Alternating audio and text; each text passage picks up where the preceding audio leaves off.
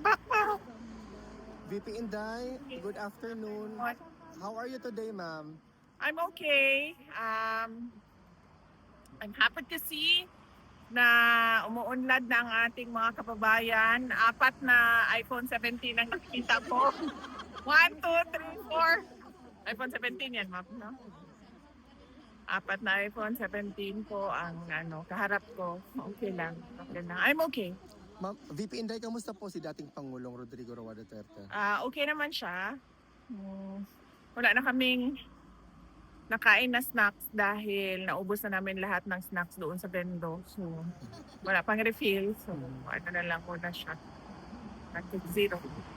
VP Inday, were you able to ask the former president about the question yesterday? Yes.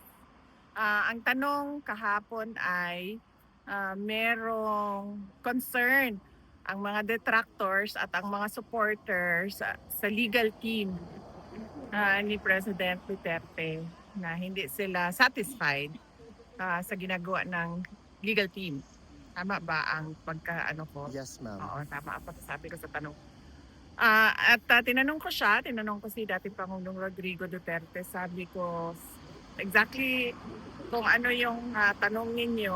Gusto mo ba palitan at hindi ka ba satisfied? Sabi niya, hindi palitan. Pero meron siyang mga instructions na ibinigay kabahin sa legal team.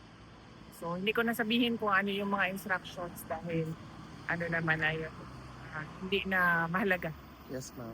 Ma'am, is there anything that you want to convey to the Filipino people closely still following the situation of the former president before the International Criminal Court?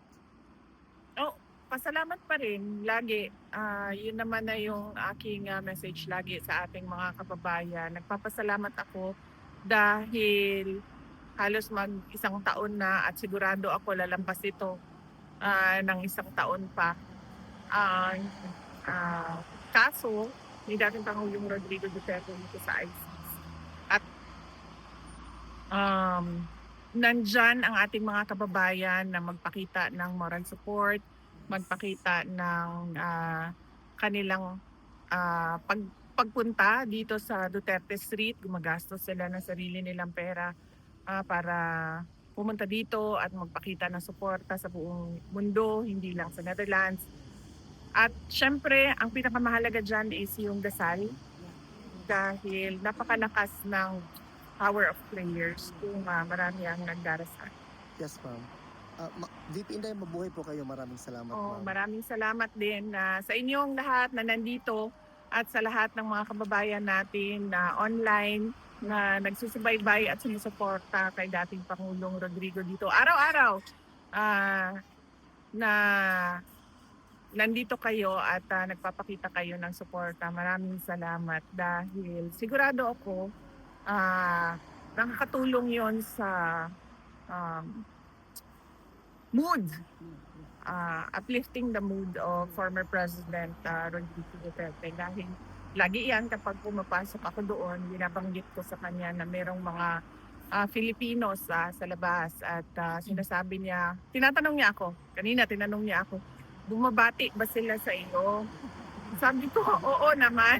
Sabi ko, yung mga Pinoy dito, hindi man sila suplada. Sabi ko, bumabati sila sa akin. Meron lang minsan, sabi ko, hindi sila bumabati kasi parang paniwala ko, nagdududa sila kung ako ba yan o hindi.